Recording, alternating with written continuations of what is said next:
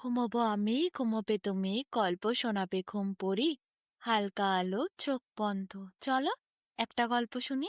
রাতের গল্প বাংলায়। আজকের গল্প কাঁঠালের আঠা। এক কাবুলিওয়ালা একবার একটি নতুন গ্রামে এসে পৌঁছালেন।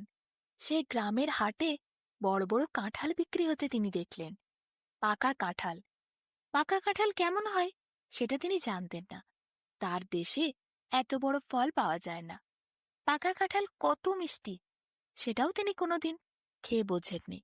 না কোনোদিন পাকা কাঁঠালের সুবাসের সঙ্গে তিনি পরিচিত হয়েছেন। মাত্র ৮ আনা দিয়ে মস্ত বড় একটা কাঁঠাল সে কিনল সেই হাটেতে। তারপর কাঁঠালটি নিয়ে সে একবার নাকে ঘ্রাণ নিল। কাঁঠালের ঘ্রাণ শুকে সে কাঁঠালটিকে কাঁধে নিয়ে খুশিতে নাচতে নাচতে নিজের ঘরের দিকে গেল, যেখানে সে এসে উঠেছিল। এরপর কাঁঠাল খাওয়ার জন্য সে বসল কাঁঠালটিকে নিয়ে। কাবুলিওয়ালা কিন্তু প্রথমে কোনোদিন কাঁঠাল খায়নি, তার দেশে পাওয়া যেত না বলে। তাই জন্য সে জানতেও না কাঁঠালকে অন্য ফলের মতো ভাঙা যায় না। কাঁঠাল ভাঙতে গেলে আগে ভালো করে হাতে তেল নিতে হয়। খেতে গেলে ঠোঁটে বা তার ওপরে তেল লাগিয়ে নিতে হয়, নাহলে গোঁফ থাকলে গোঁফের সাথে ছিটিয়ে যায় সেই আঠা। তাই জন্যই তো ভালো করে তেল লাগিয়ে নেওয়াটা খুব জরুরি। কিন্তু কাবুলিওয়ালা সেই সব জানত না। সে একেবারে নতুন লোক এই গ্রামের। তার দেশে তো কোনোদিন কাঁঠাল সে দেখেইনি।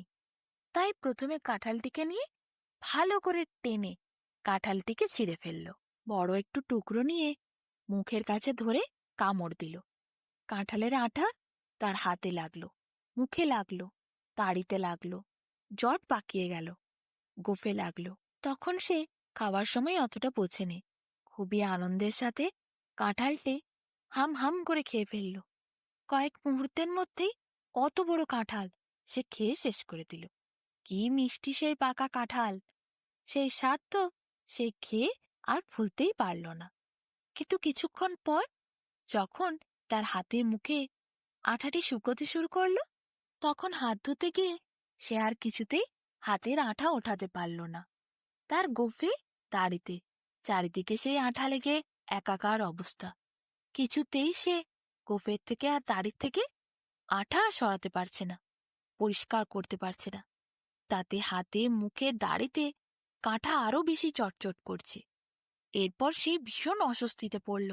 অনেক চেষ্টা করল, ঘষাঘষি করল, সাবান দিল, কিছুতেই কাঁঠালের আঠা আর যায় না। দেখতে দেখতে রাত হয়ে গেল। শুতে যাওয়ার সময় তার খুব মুশকিল হলো। সে এপাশ ঘরে ওপাশ ঘরে, বিছানায় বালিশে চাদরে চারিদিকে আঠা লেগে যায়, চ্যাটচ্যাট করতে থাকে। সে ভীষণ রেগে যায়। দাড়ির সাথে বিছানাও কখনো কখনো চিটিয়ে যাচ্ছে, দাড়ি ছেঁড়া যাচ্ছে, টানা যাচ্ছে, কিন্তু আঠা আর উঠছে না। সারা রাত সে ঘুমোতে পারল না। পরের দিন হাটে আবার গেল।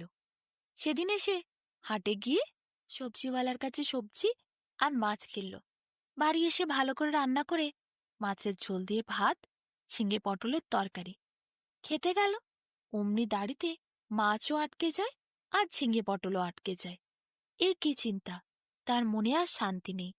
কত টানাটানি করল, গুচ্ছেক দাড়িও ছিঁড়ল, কিন্তু সবই আটকে যায়। অনেক কষ্টে সেই ঝিঙে পটলকে সে বার করতে পারল, কিন্তু কাঁঠালের আঠা আজও যায়নি। বেচারার কি করে, মনের দুঃখের শেষ নাই। সে দিনরাত ভাবে এই আঠা কিভাবে সে ছাড়াবে। কিছুতেই কিছু করতে পারছে না সে। দাড়ির সঙ্গে মাঝে মাঝে তার জামা কাপড়ও আটকে যায়। ছাতা নিয়ে ঘুরলে ছাতাও আটকে যায়, গামছাও আটকে যায়। এরপর আর সহ্য করতে না পেরে সে হাটে সেই লোকটির কাছে যায় যার কাছে কাঁঠাল কিনেছিল। সেখানে গিয়ে সে বলে, বাবুজি, আমি আপনার কাছে কাঁঠাল তো কিনলাম, কিন্তু কাঁঠাল খেয়ে আমার খুব ভালো লাগলো, কিন্তু এটা কি? কাঁঠালের থেকে এটা কি বেরিয়েছে?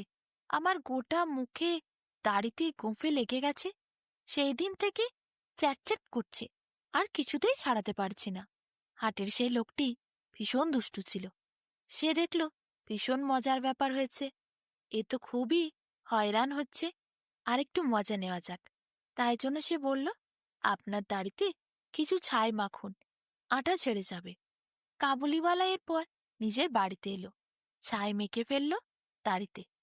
কাঁঠালের আটা আরো জট পেকে গেল। এরপর আর জট ছাড়ানোই যায় না।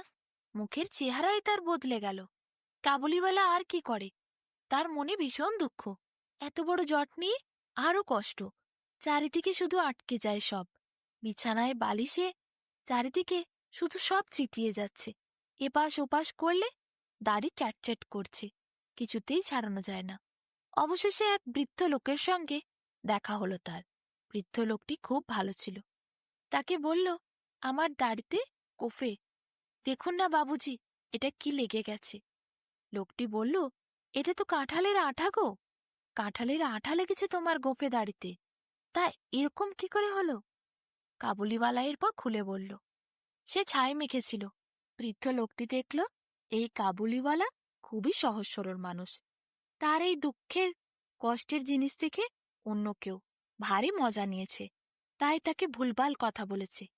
লোকটি এরপর কাবুলিওয়ালাকে বলল, তুমি ওরকম আর কিছু করো না, অন্য কারুর কথাও শোনার দরকার নেই। আমি তোমায় যেটি বলছি সেটি করো, তোমার সব ঠিক হয়ে যাবে। কাবুলিওয়ালা বলল, বলুন বাবুজি। লোকটি বলল, শোনো, কাঁঠাল ভাঙতে গেলে প্রথমে ভালো করে হাতে আর গোফে তেল মেখে নিতে হয়, না হলে কাঁঠালের আঠা এইভাবেই ছিটিয়ে যায়, যেটি তোমার সাথে হয়েছে। এখন তোমার ওই আঠা তো ছিলই, তার ওপরে তুমি ছাই দিয়েছ। ঘুটের ছাই মাখালে সেখানে আরো বেশি করে জট লাগে, জানো? তোমার এটা একদমই ঠিক হয়নি।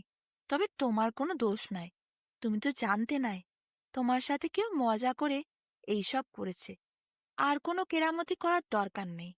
তুমি এক কাজ করো, নাপিতের কাছে সোজা যাও, দাড়ি গোঁফ কামিয়ে ফেলো, না হলে খুব কষ্ট হবে, এ তুমি ছাড়াতে পারবে না। কাবুলিওয়ালার মনটা খুব খারাপ লাগলো। কতদিন ধরে সে কষ্ট করে করে দাড়ি গোঁফ বানিয়েছিল, এখন তাকে দাড়ি গোঁফ সব কেটে ফেলতে হবে।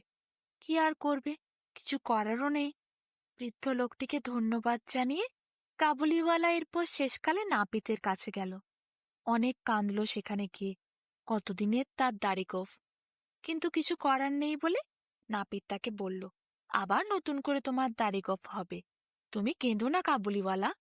এরপর কাবুলিওয়ালার দাড়ি গোঁফ সব কেটে পরিষ্কার করে দিল নাপিত। কাবুলিওয়ালা এরপর বাড়ির পথ ধরল। রাস্তায় একটি লোকের সাথে তার দেখা হলো, তারও দাড়ি গোঁফ কামানো ছিল। কাবুলিওয়ালা তাকে দেখে দুঃখে কষ্টে বলল, তোমারও বুঝি দাড়ি গোঁফ কামানো ওই কাঁঠালের আঠার জন্য? লোকটি কিছুই বুঝে উঠল নাই। সে তো কোনো কথা মাথাতেই ঢোকাতে পারল নাই। এরপর কাবুলিওয়ালা রাস্তায় যাকেই দেখত তাকেই বলতো, কাঁঠালের আঠা লাগিয়েছে বুঝি, তাই জন্য দাড়ি গোঁফ কামিয়ে ফেলেছ?